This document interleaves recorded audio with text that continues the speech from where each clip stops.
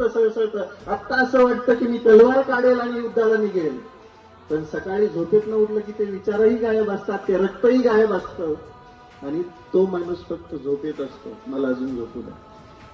विचार सांगत असताना विचार कायमस्वरूपी डोक्यामध्ये राहिला पाहिजे. मी आता तुम्हाला सांगितलं, छत्रपतींनी एवढ्या लढाया केल्या, त्या एकाही लढाईमध्ये त्यांना शिकस्त भेटली नाही, एक सोडली ततःवादी.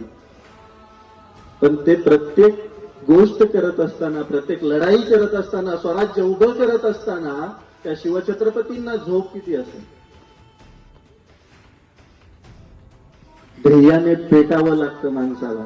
प्रतिज्ञा घेतली ना, मला काहीतरी बनायचंय, मला काहीतरी घडवायचंय, मला काहीतरी करून दाखवायचंय, हे जेव्हा आपल्या अंगात येतं तेव्हा झोप पण लागत नाही. त्याच्यातलं माझं उदाहरण एक तुम्ही बघू शकता.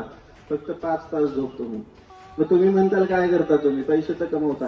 हा, पैसेच कमवण्यासाठी जगायचे. आता आपल्याला स्वराज्य उभं करायचे, ते स्वतःचा विकास करून, समाजाचा विकास करून, गावाचा विकास करून, देव देश धर्मासाठी काहीतरी करायचं असेल तर सगळ्यात आधी तुम्हाला पैसे कमवावे लागतील.